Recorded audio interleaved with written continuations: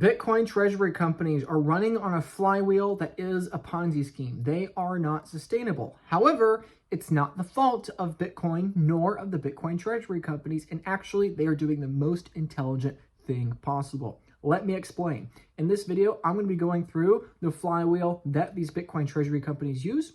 We're going to be talking about a potential $444,000 Bitcoin prediction by Josh Mandel, who you may or may not know, but we'll get to who that is in just a moment. We're going to be addressing this concern that many people have wondered if these treasury companies are a Ponzi scheme. And I'm going against the grain here and saying these treasury companies do rely on Ponzi schemes to survive. We're going to be talking about this kind of Ponzi scheme being extended out to literally multi-trillion-dollar debt instruments via the U.S. government of the BIT bonds.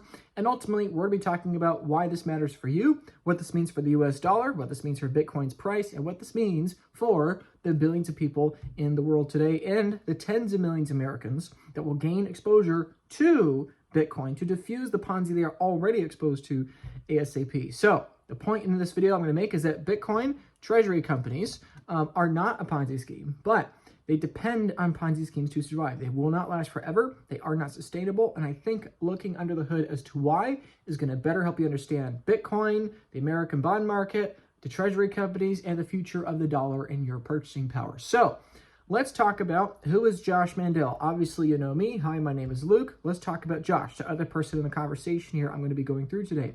Josh Mandel made a very famous prediction of precisely an $84,000 Bitcoin down to the minute. It was a really famous 12-hour period in recent Bitcoin memory.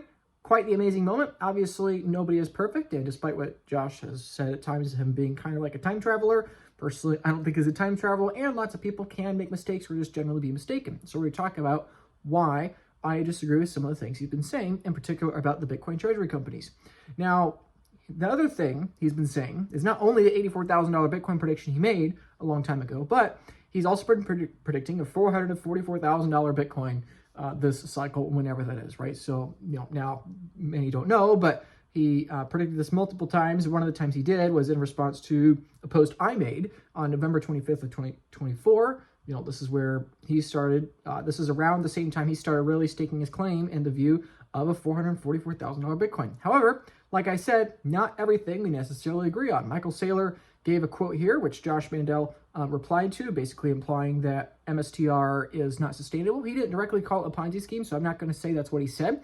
But basically, he's saying the MSTR, and implying Bitcoin treasury companies in general, are not a sustainable business model. So even if that's not exactly what he was saying directly, it's essentially what he was saying indirectly, and so I want to address these concerns right now. But before we do, let's listen to the man, the myth, the legend himself real quick, Michael Saylor, and hear exactly what he said. For the first time in 100 years, there's a capital asset other than treasury bills that you can use to capitalize a publicly traded company on that's liquid. Bitcoin is a digital commodity, a digital scarcity. And theoretically, if you think through the implications of having a digital commodity that you capitalize a public company on, if it outperforms the S&P and is more volatile than the S&P, then you will have positively polarized the balance sheet of the company to capital, which means in theory you can raise infinite money, and the more money you raise, the wealthier everybody gets, and the faster the stock price goes up and the more money you can raise. And that's blowing people's minds, right? Because that is such a profound concept that the more money capital I raise, the more capital I can raise. That breaks every textbook at Harvard and Stanford. For the first Correct. It breaks every textbook at Harvard and Stanford. Now, again, Josh Mann is a very intelligent individual. You know, personally, I don't think he's a time traveler, but he did work at Salomon Brothers, has obviously made accurate predictions about Bitcoin's price in the past. But this is Josh's criticism in response to that quote that Michael Saylor gave. Josh says, raising capital is not a sustainable business model. Try this. Hi, I'm looking to raise capital for my business. Oh, what is the business? Capital raising. There was a rare, extinct type of business which required endless capital raising. Obviously, what he's referring to here is a Ponzi scheme. And I responded to this and said, Josh, I would say you're correct. You know, being in the business of raising capital for the sake of raising capital is basically a Ponzi scheme, right? But there was one flaw with the criticism that Josh in particular is making, but people that are more explicitly calling it a Ponzi scheme, there's one thing they're missing when it comes to understanding why it is not a Ponzi scheme. There's one flaw. We can continue raising capital forever since the capital in question, political currency, is manifested out of thin air. There will always be more dollars, and Saylor is taking advantage of that Ponzi. Is MSTR and the other Bitcoin treasury companies, are they a Ponzi? No, but they're relying on the others. Now, of course, Josh has a very accurate response to this. Josh says, Luke, I just think people on crypto Twitter don't understand how money raising works in a method that, quote unquote, ain't broke. There are relatively large, lumpy, and discrete capital raises to fund the creation of a business unit. Investors spend a large amount of time assessing the state of financials at that time. This allows for competitive bidding wars among participants with bids exceeding a fixed supply.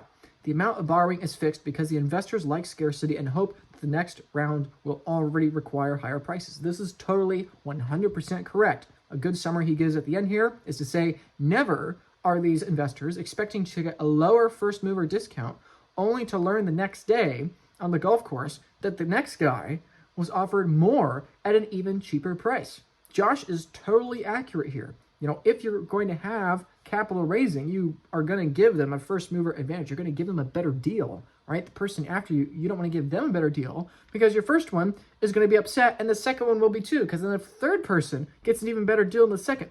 This does not lead to a sustainable business model. It does not work. However, when I reply to this, I give a very lengthy response, and this is what I want to address in the video today, and we'll be talking about what this means for the yield curve that strategy is trying to create. We'll be talking about the flywheel effect and everything else, but first, let me talk about the response I gave to Josh's correct point that capital raising has to deal with a finite amount of borrowing and capital at the time.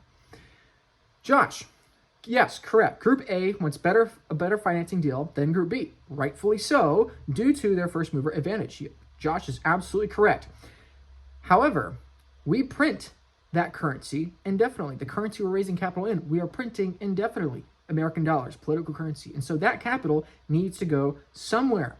That borrowing is fixed in the present moment, like Josh says. However, the supply of currency is not fixed for all time because we dilute that currency forever. The majority of dollars do not exist in the present moment.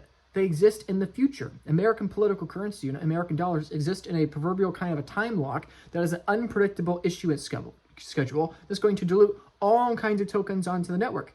99.9% of the dollars are not tradable yet because they're yet to be printed into the future, right?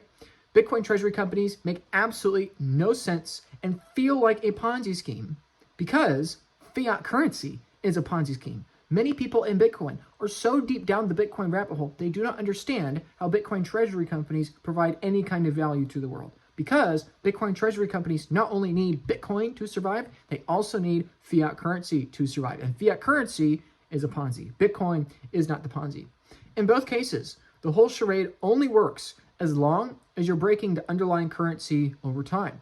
The whole charade of raising more capital for the sake of raising more capital and breaking all the textbooks of Harvard, right?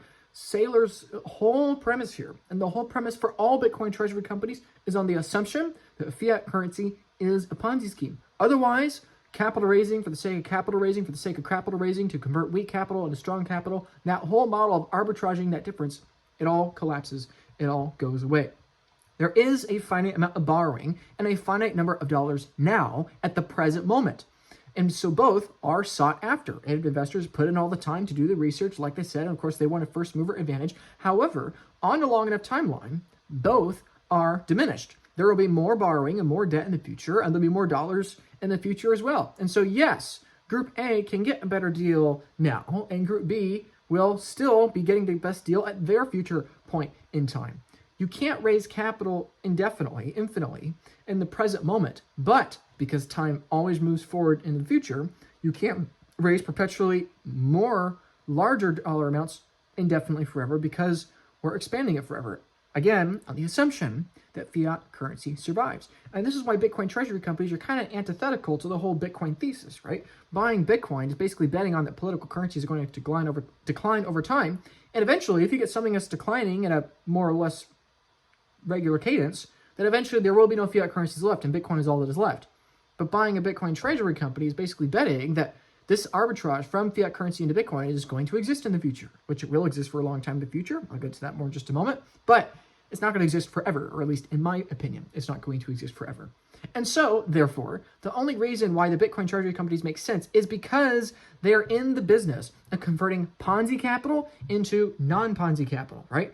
Michael Saylor is going to be one of the richest people in the world because he is in the business of selling less Ponzi-like paper, aka his securities and his paper, to entities that have much more Ponzi-like paper, right? He is using Bitcoin, which is the apex pinnacle of money, converting it into paper and securities, and selling it to people who are in desperate need for these kinds of things. That's why he's going to get so freakishly rich. He's already, somewhere in the $8 to $10 billion range.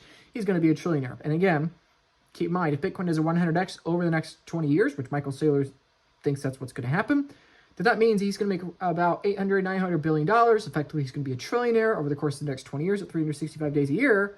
That's about $110 million every single day, on average, Michael Saylor is going to make by effectively executing this trade of what?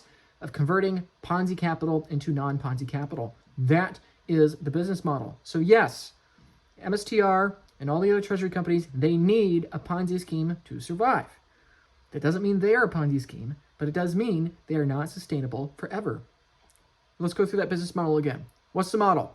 Sell to a honeypot of $500 trillion of horrendously broken fiat instruments, like government debt, like securities of corporate entities, right?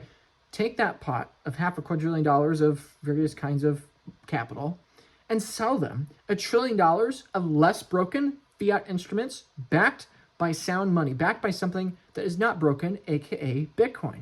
Take something that is a Ponzi scheme that relies on a forever larger perpetual amount of new issuance of currency to pay off old debtors by creating new debts, right? Take that Ponzi scheme and sell them something that is not sustainable forever, but because it's attached to something that is sustainable forever, all of a sudden, you're to make a lot of money in that arbitrage. So yes, raising capital forever is not a sustainable business model, and the extinct type of business which requires endless capital raising Josh is referring to is definitely a Ponzi scheme. So yes, the Bitcoin treasury companies only work for raise capital forever. However, they're raising dollars. They're raising Ponzi capital. They're not raising actual hard money capital, right? When Michael Saylor says we can raise capital forever, he's talking about dollars. You can't raise more Bitcoin indefinitely because there is inherently a finite number of Bitcoin, but you can raise more and more and more dollars indefinitely forever because you're relying on the very logical assumption that we're going to continue printing dollars indefinitely forever. Why? Because interest rates are on an exponential cadence and the debt burdens are on an exponential cadence, right? So these companies are not a Ponzi scheme, but they depend on a Ponzi scheme for survival because that is their customer base. If there are no more victims of the Ponzi scheme to sell your less Ponzi scheme-esque securities to, then your business model collapses. Saylor is a lifeboat salesman pitching to the Titanic passengers that his magic dinky wooden boats will quote-unquote go up forever, which sounds like it defies physics. And you talk to people at the Financial Times or at the New York Times, and you tell them that Bitcoin's going up indefinitely, Laura, or that MicroStrategy is going to continue going up, right? That sounds crazy. How on earth can your little dinky lifeboat that is like 1,000 times smaller than the Titanic, how can that levitate and float? How can it go up forever? But reality is your frame of reference is wrong. You're looking at the lifeboat and imagining it flying into the air, defying physics, because you're talking from the deck of the Titanic above water, forgetting the fact that in a few minutes you're going to be underwater, sinking to the bottom of the Atlantic in the middle of April, right, in the freezing cold water. Well, then the lifeboat goes up. If you're going down, the lifeboat goes up, right? So because Michael Saylor is raising endless Ponzi capital, that's why it doesn't make sense to people in the traditional finance world that are living on the Titanic, and to the people already in the lifeboats, it doesn't make any sense either because we have changed our frame of reference from the Titanic to the lifeboat. And so, of course, the Bitcoin treasury companies don't make a lot of sense, right? And so people think that Michael Saylor's lifeboat business is unsustainable because he's saying that the lifeboat's going to trend up forever in terms of the Titanic. But the reality is that he's not wrong. It's just most people have the wrong reference point. Most people in Bitcoin that think that the Bitcoin treasury companies are unsustainable and aren't going to last forever, like, they're not wrong. They probably won't last forever at a large premium. This ability for MSTR and Saylor and all these other Bitcoin treasury companies, the ability for them to arbitrage this difference between the massive over premium bubble of the stock and securities market versus Bitcoin, obviously that would be able to last forever, right? But it still has value in the interim as we're going from Ponzi capital to non-Ponzi capital in the world, right? So the people in Bitcoin, and especially the people in traditional finance world in general, have the wrong frame of reference when they're trying to understand the true business model Michael Saylor and all the other Bitcoin treasury companies copying him are in. So what is the worst possible case for MSTR and effectively all the Bitcoin treasury companies? The worst possible case is that the capital they are trying to raise becomes sound money, because then they will not be able to raise capital forever. Because raising more capital forever defies reality. It doesn't make any sense. What Michael Saylor says in this clip doesn't make any sense, but it makes perfect sense because the measuring stick he is using for capital, aka dollars, that doesn't make any sense. And so, of course, what he is saying doesn't make any sense, right? It doesn't make any sense if you're in a normal iron ship. It doesn't make any sense if the Titanic was a sound boat. It doesn't make any sense to say Lifeboat is going to trend up forever in terms of the Titanic. You're telling me that boat's going to float. It doesn't make any sense. But in the context that the ship is broken and that we are sinking, well, then, of course, it makes perfect sense. In fact, it's inevitable that that's exactly what's going to happen. And so, fortunately, for the Bitcoin treasury companies, for MSTR here in the United States, for Metaplanet in Japan, for the other companies like in Brazil and others that I have an interest in, right? For all those companies, in their favor, the reality is that their local political currencies are their local Titanics that are sinking to the bottom of their respective oceans, right? So fortunately for them, the capital they're already raising indefinitely forever already defies reality. Saylor's quote in the video in written form, we already listened to it audibly, but in written form, the quote is, "For the first time in 100 years, there's a capital asset other than treasury bills that you can use to capitalize a publicly traded company. Theoretically, you can raise infinite money." The infinite money Michael Saylor is referring to is not Bitcoin, but is dollars. All right? Infinite money is a Ponzi scheme term. But he's not referring to the non-Ponzi capital of Bitcoin. He's referring to the Ponzi capital of US dollars. And so that's why what he's saying actually makes perfect sense.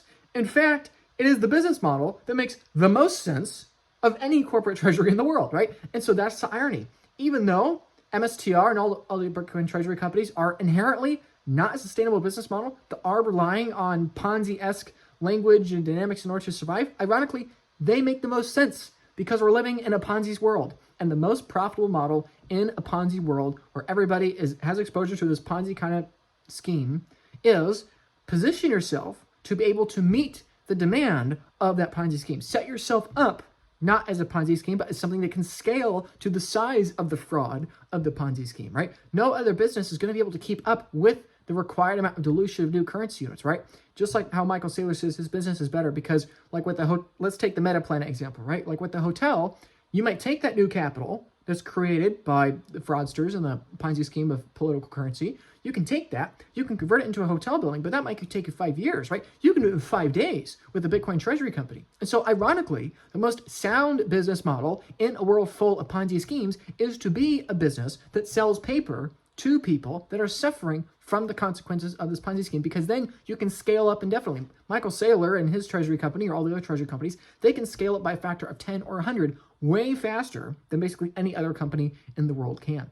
So because the money itself is infinite, then the Bitcoin treasury companies can continuously raise capital, right? Now, like Josh Mann said, that doesn't make any sense because there's not infinite capital in the present moment. And you're not wrong. There's not infinite capital in the present moment. However, there's infinite capital if time is irrelevant, right? If you're looking anywhere in the future, well, then, of course, you can keep raising more and more capital over time into the future. You can't raise infinite capital right now because there's not infinite debt right now. There's not infinite dollars right now, but there's a forever larger amount of both of those things outward all the way to infinity. And so, of course, they can raise infinite capital. Just the question is time. The question is timing. Not in the present moment, but in time, they'll be able to raise future capital. So I appreciate you all for the positivity and the follows and, you know, all the support. If you're enjoying this video so far, please be like those wonderful supporters and subscribe to this channel. Leave a comment down below. Share this video with your friends or whatever. It means a lot. I appreciate it, and it gets it out to the YouTube algorithm. Now, I've explained the basics of why these treasury companies rely on Ponzi's to survive. Let's zoom out here. What is going on? What is going on is, like I said, 500 trillion of the world's money is backed by government debt. And Michael Saylor is essentially the central banker of Bitcoin.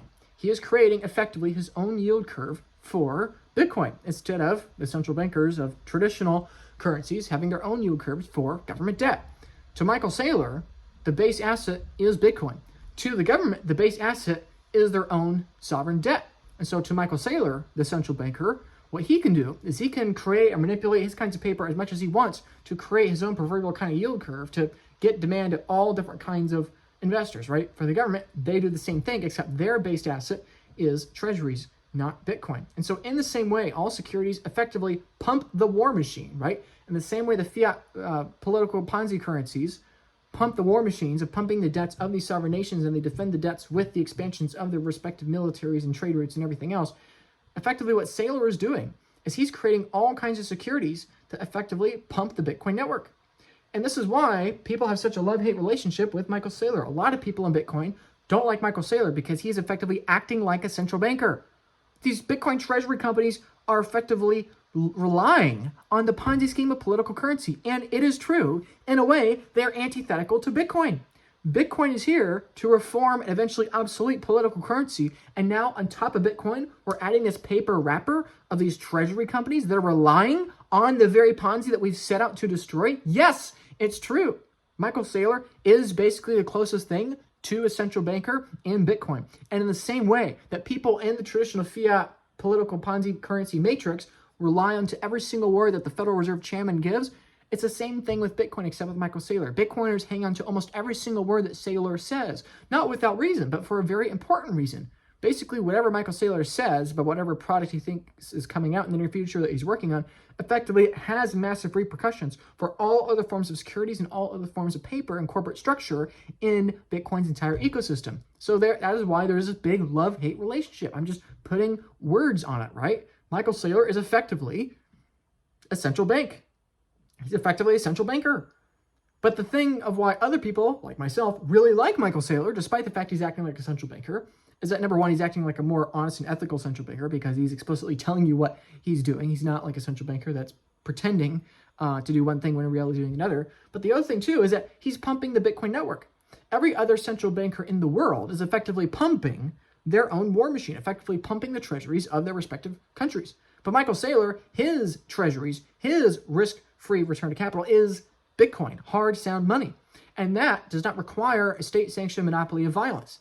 And so, ironically, not only is Michael Saylor basically the first central banker in Bitcoin, but he's basically the first central banker in the entire world where his job security doesn't rely on the perpetuation of a monopoly of violence. He's effectively a non-violent central banker that is trolling all of the other central bankers in the world, right? Michael Saylor came into Bitcoin because he understands the risks of central banks. And yet, ironically, he is now effectively the very thing that Bitcoin has sought out to make irrelevant.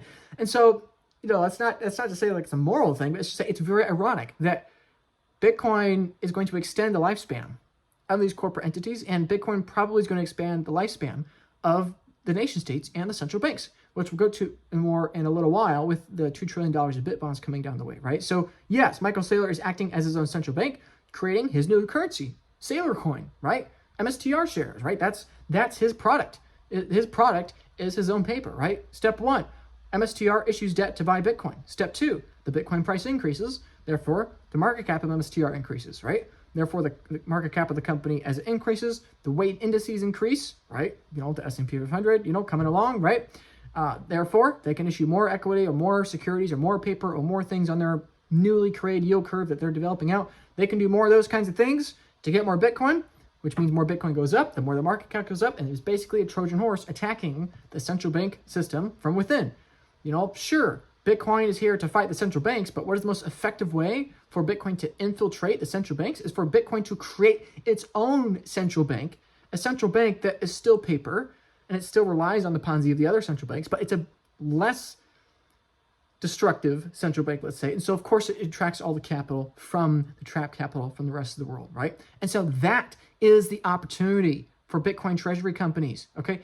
That is the opportunity. And this is why it's so important to give all this lead up to explain why you should or should not consider investing in the Bitcoin treasury companies. You must understand, investing in a Bitcoin treasury company is inherently a relatively short-term play when compared to the very long-term longevity and lifespan of Bitcoin.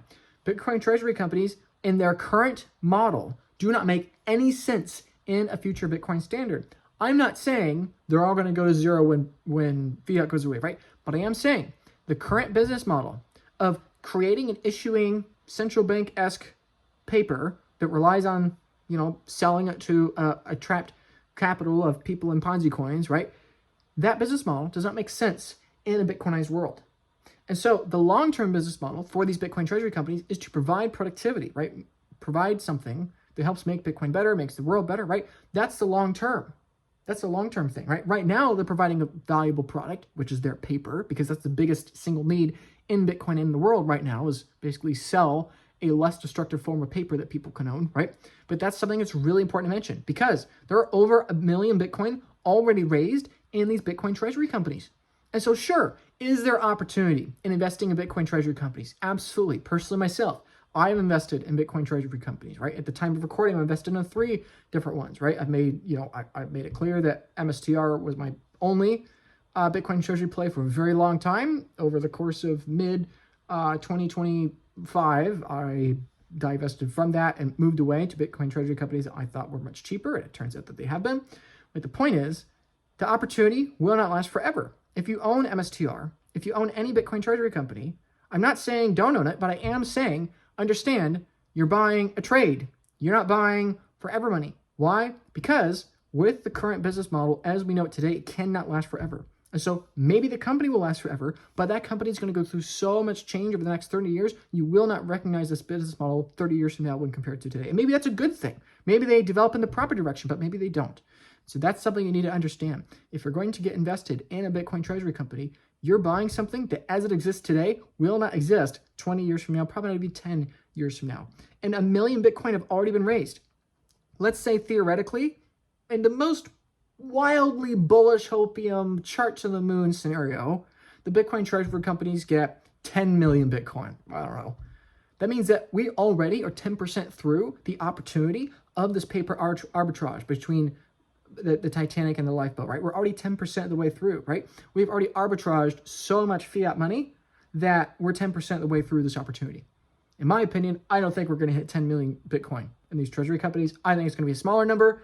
Let's say it's 5 million Bitcoin. Well, then that's even worse in your odds of picking the right opportunity, because we're already 20% of the way through this charade, right? Now, we could only be like 1 or 2% way through of all the fiat currency that's going to be raised in this opportunity, right? Don't get me wrong there. But in terms of actual capital, non-Ponzi capital, we're already like 20 to 10% of the way through this trade. And that's really important to keep in mind, is that you can be super stupid, dirt cheap early to the Bitcoin treasury companies in terms of Ponzi capital, aka dollars, right? We literally could do a 1,000x from here. However, in terms of Bitcoin returns, in terms of the number of coins these treasury companies can manage to hold on to in the future, that is inherently capped. And that opportunity in Bitcoin terms will not last forever.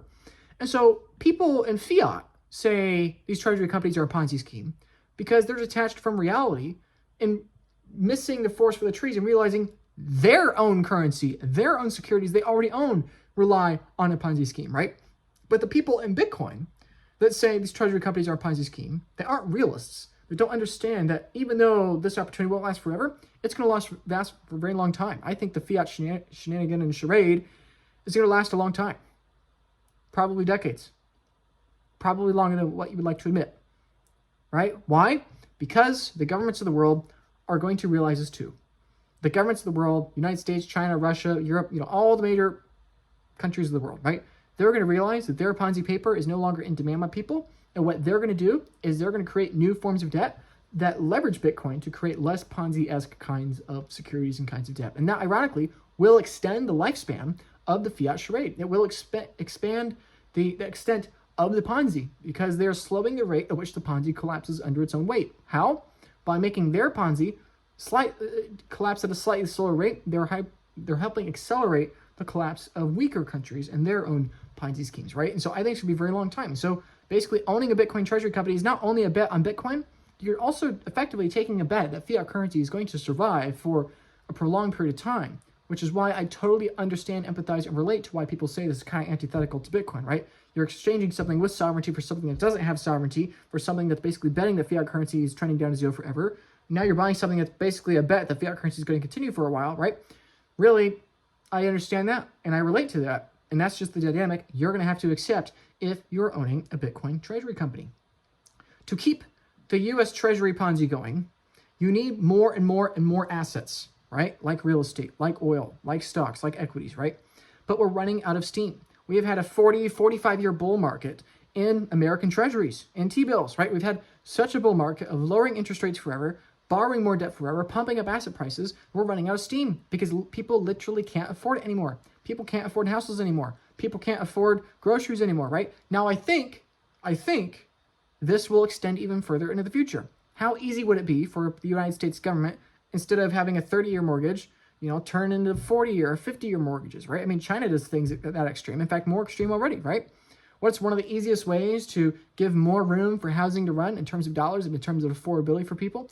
Extend the lifespan of the mortgages people are succumbing themselves to, right? Instead of a 30-year mortgage and paying $2,000 a month, why not do a 50-year mortgage at $1,500 a month? It makes the banks happy because they're getting a heck of a lot more interest on their money because you're paying down the principal slower. It means that house prices can go a bit more, and you, for the time being, buy some votes in the next election cycle because you just kick the can down the road, right? So I think there is a lot more steam to go, don't get me wrong. However, it's clear that we're beginning to see those stages of where we can't, as the world is now, we can't keep doubling and doubling and doubling housing prices. We can't keep doubling and doubling and doubling the cost of groceries in terms of real productivity and real wages, right? And AI is only going to hyper accelerate this trend, right? If you think it's difficult to be able to afford groceries or housing right now, imagine when human labor is competing with the labor of AI and robotics and automated machines, right? It's going to get really, really difficult. And this is a massive problem for governments. And the next inevitable step in this horrible trajectory is a default on the debt and confiscations of assets over the next 10, 20 years, and massive printing. This is the trajectory we are on. It is a Ponzi scheme. And as more and more people call bluff, eventually all the other countries either will go to war with the United States, or the United States will have to start confiscating assets of the people for the sake of national security. So the Treasury crisis, it's a benchmark for all debt on the curve, and it's the benchmark for all assets, right? The asset side of treasuries for the United States, that is the benchmark of which all other assets in America stand upon. It is the foundation, it is the bedrock, right? And likewise, the interest rates, the yield curve, the risk-free rate, quote unquote, the Fed funds rate, that is the anchor for all the debt. All the debt in America and all the assets in America rely on the health of the bond market. That's why bonds are so critical and so much more important than the price of gold, the price of Bitcoin, the price of equities in terms of a fiat lens. Okay, now for me personally, from a personal perspective, that's what really freaked me out in March and April of 2020, when the bond market did all the things it was not supposed to do, right? When they crushed rates to zero, they basically hyperinflated the number of bonds you needed to be able to retire. The bond market was not working right. Obviously, that was a very weird time in history, but that's what freaked me out. And I realized, oh my gosh, this 40-year bull market of bonds, like, this might be it. This might be like the Pico top. And looking back now, 5+ years later, I think that probably was the top. However, we're only beginning to see that begin to unwind. 5 years later, most people still don't understand what's going on. It's going to take a very long time. Remember, this is a 40+ year bull market, right? We're in the first 5 years of this topping and starting to curve, right? Where interest rates starting to curve. Then probably we're going to see like the next 40 years from here start to trend down, right? This 5-year period being kind of like the weird period where it's not really done that well, but it's not really done that horribly. Then I think we're going to get into that bear market where yields skyrocket and bond values fall, right? If you don't believe me, keep in mind that Trump pivoted within like 10 to 12 hours back in April of 2025 with this whole tariff tantrum, right? He didn't care when the stock market fell by whatever, 10, 20%, whatever it did. But as soon as the bond market started having extreme volatility, I think April 8th or 9th, whatever it was, Trump came out the next day and they created the 90-day pause for tariffs, right?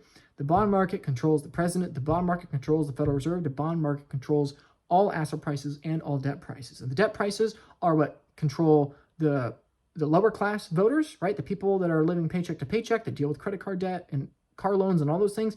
They really need a cheap cost of capital. And for the wealthy investors, they need high asset valuations. And so the bond market runs the world. But the problem is that we've basically exhausted the extent of the Ponzi, of the treasury company, right? And so the low IQ Michael Saylor fanboys respect Saylor because Michael Saylor rich, Michael Saylor owned Bitcoin, yay, idol worship or whatever, right?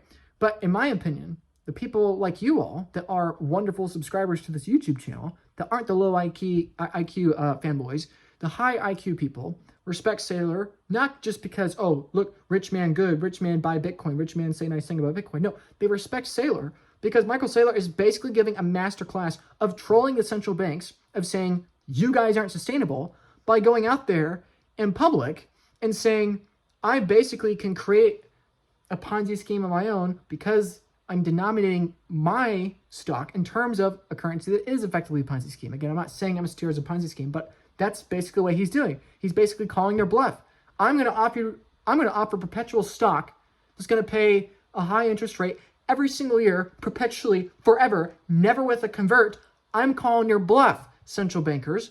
But he's doing it in a very professional, suit and tie way, right? He's not going out there and saying hyperinflation, America's going to collapse. Ironically, he's probably extending the lifespan of the dollar more than anybody else in the traditional fiat world, right? So he's basically trolling the central banks with style while never making enemies and not being anti whoever, right? He doesn't curse out the political opposition or whatever.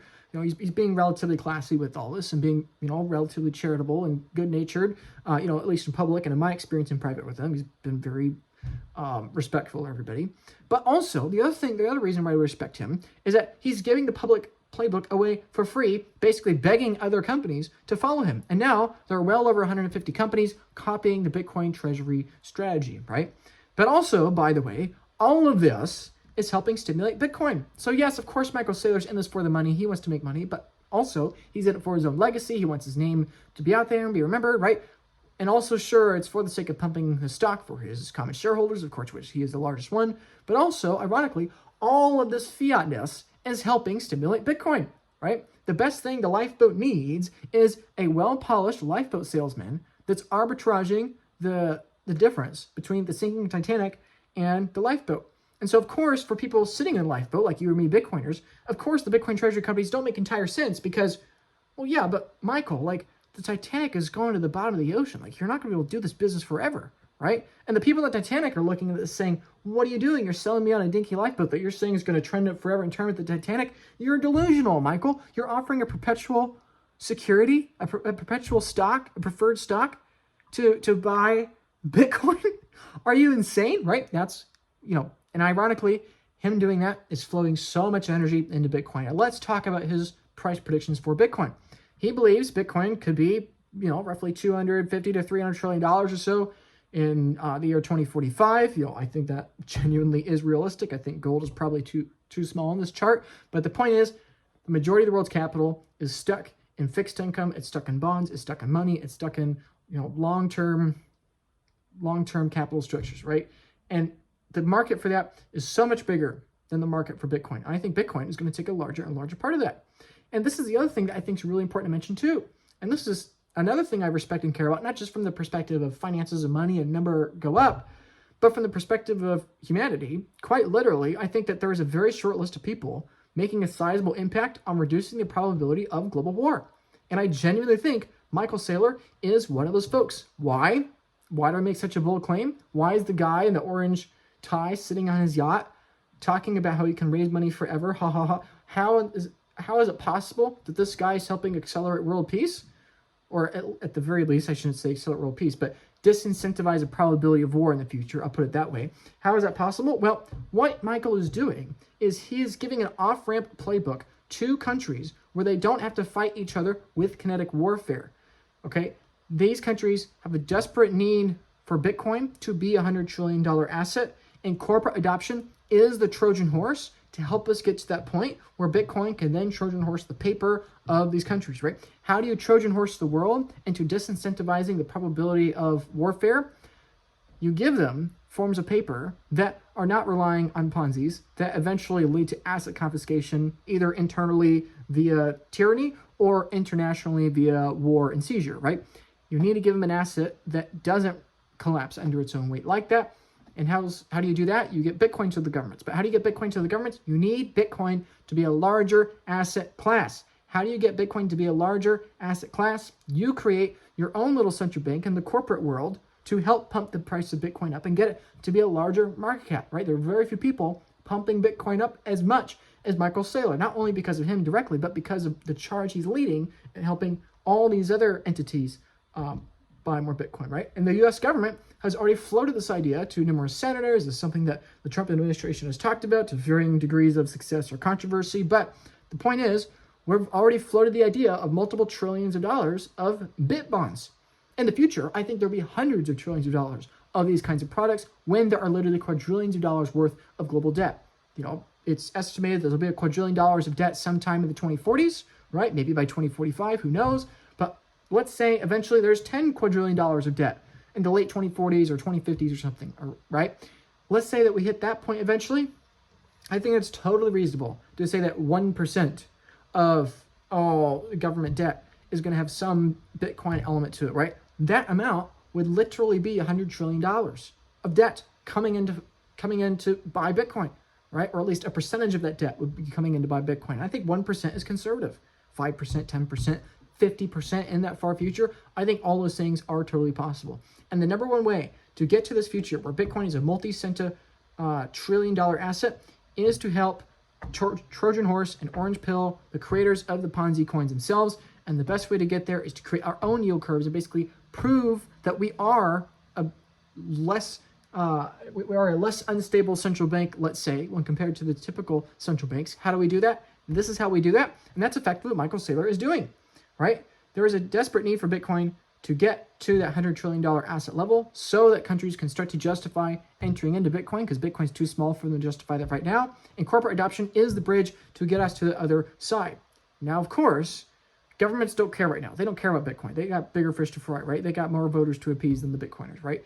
They care a bit. I mean, obviously it mattered in the Trump election. Probably didn't sway the election, obviously, but it was something that mattered. It was Trump's biggest donor base, basically, effectively, right? So, governments don't care of national security now. However, the odds of war aren't as high in the far future because of what we're doing today. And there are few people accelerating that mission as much as the Bitcoiners. And, of course, one of the people accelerating Bitcoin the most is the central banker of Bitcoin, aka Michael Saylor. And this is the problem.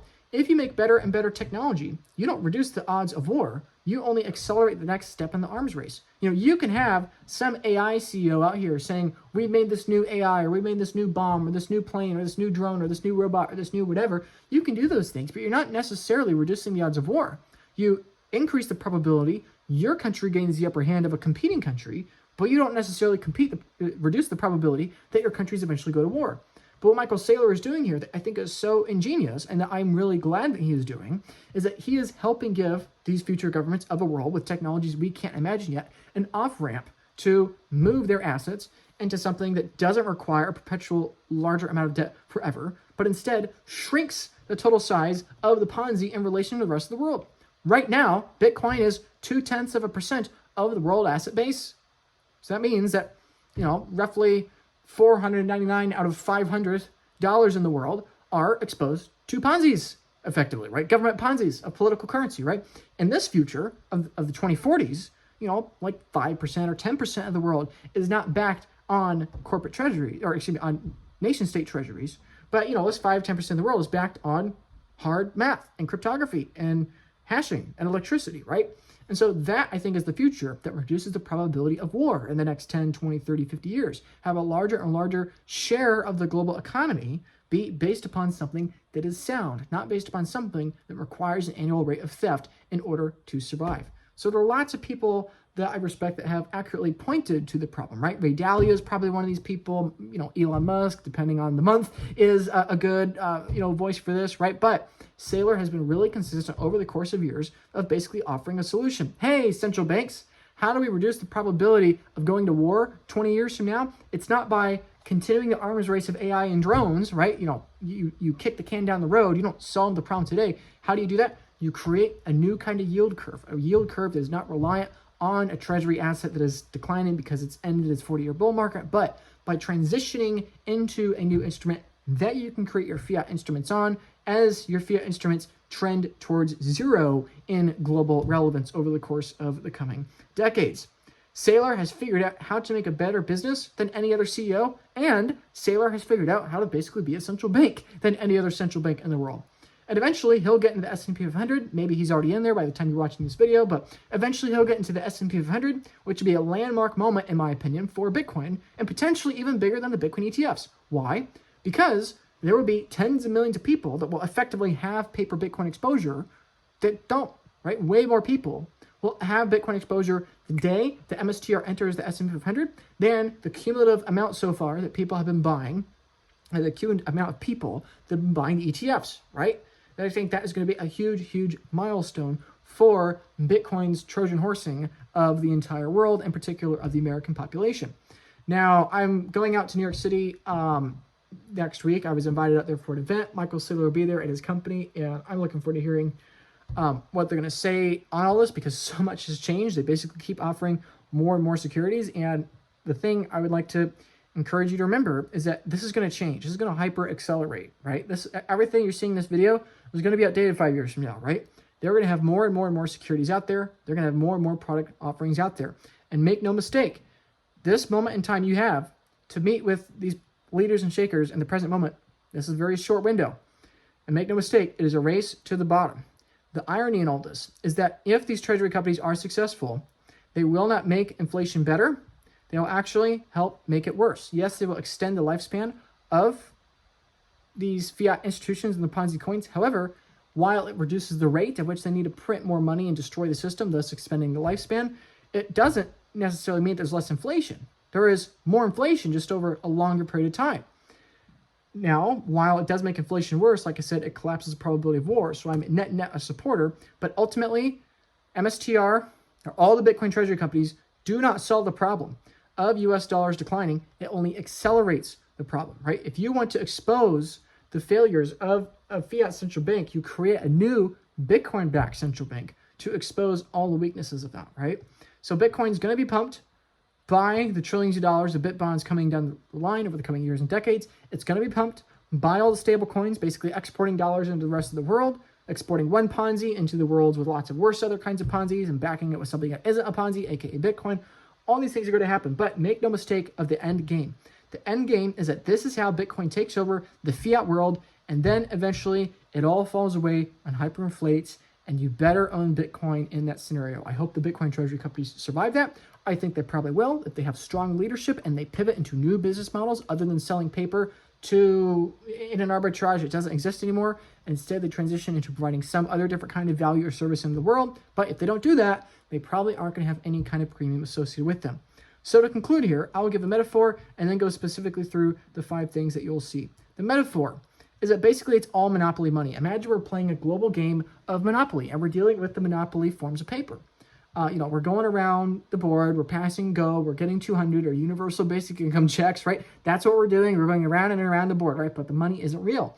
However, you have Michael Saylor, that's somebody in this scenario, you have Michael Saylor come in and say, hey, the central banker of the monopoly game that's just giving you $200 stimulus checks every single time you pass go, that's not real money. Hey, guess what? I got real US dollar bills here. You can convert that $5 in monopoly money into $5 of real American currency, right? Real spending power in the real world outside of this enclosed political jurisdiction of the monopoly board game. All of a sudden, that person in the entire board game becomes the richest person because there's no shortage of fiat currency at the monopoly bank, and you can convert that into real money, which in this scenario is US dollars, right? And so that person is going to be very, very wealthy, but that person will not be understood either by people in the monopoly game or by people outside of the monopoly game. And it will accelerate the end of the monopoly game. You want to accelerate the end of the game of Monopoly? You give people an out to convert monopoly dollars into real dollars. All of a sudden, that currency just continues diluting faster and faster and faster within the game. And eventually house prices and everything else is so expensive in the game, you can't even pass through halfway through a circle around the board. And eventually everybody just goes broke, right? But the incentive is that as this happens, everybody can win. And so the odds of people violently flipping the table and monopoly pieces go throwing across the board, the odds of war go down. And so Financial Times can make videos about teeth and saying that, their teeth are more valuable than MSTR stock. The New York Times can make fun of Michael Saylor when he's down in the treasury companies, right? Those things can happen, but these are the 2 options. Either we have 150 quote-unquote Ponzi schemes, and I'm saying that very loosely here. Ponzi adjacent. Whoops, I misspelled that. Anyway, either we have hundreds of Ponzi adjacent schemes, these Bitcoin treasury companies, going on, in which case MSTR is the biggest one by far, or I'm correct. Or I'm correct, right? And so what we're going to see are 5 things. These are the 5 things you got to pay attention to. I think what's going on here, the reason why people don't understand Michael Saylor, the reason why this is important, is that reason number 1, on a long time scale, this is reducing the odds of war. Because American bonds are entering into a bear market, the rest of the world's bonds are in even worse shape. And when these underlying forms of assets collapse, and when the interest rates explode, that means people go broke, assets have a lot of trouble, countries can't meet their obligations, and they either have to confiscate wealth from the citizens or they got to confiscate wealth from other countries. Like, those are the only 2 options. And in both of those scenarios, it's not good. Either you get war against another opposing nation of people, or you go to war against your own people, right? In either scenario, very, very bad. And having this escape valve of allowing these assets in this Ponzi scheme to have an escape route that can scale up to meet their demand, that makes so much sense. Michael Saylor is a lifeboat salesman with a lifeboat that can scale up as more and more people want to flee the Titanic. And that means that the odds of war go down because you give people the ability to escape. The second thing that's important is, like I said, the traditional bond market will continue to decline, right? The best thing that could have ever happened to these fixed income products is that Michael Saylor creates this kind of a yield curve, and that Bitcoin, ironically, is going to do more for the fixed income arena than anything of the last 50 years, in fact, maybe even of ever, right? Another thing to keep in mind is that more and more Bitcoin treasury companies are going to exist, and they're going to enter the S&P 500. It doesn't matter if you like or you don't like Bitcoin treasury companies, they're going to come and they're going to infiltrate everything.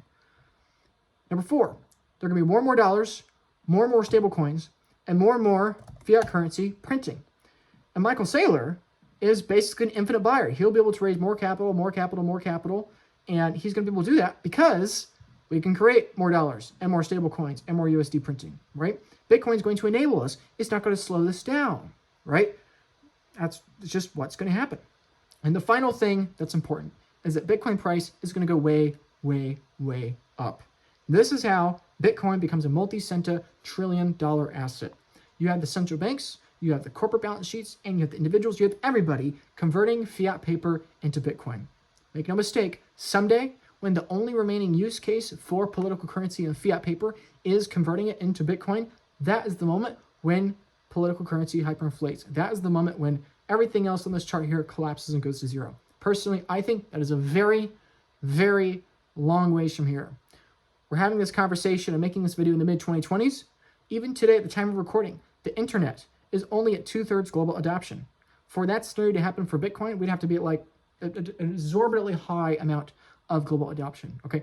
Bitcoin, being all the world's money, is a very, very, very, very, very long way away. However, you don't have to wait that long to benefit massively from Bitcoin. Bitcoin can have a massive benefit in your own personal lifestyle, even in the relatively short timeline of a year, 2 years, 5 years, or 10 years when compared on the global stage, because you're arbitraging the decline of the Titanic in terms of lifeboats. And so it may seem like a Ponzi scheme. You may be reliant on the political currency debasement forever, but it's just going to keep going up and up and up.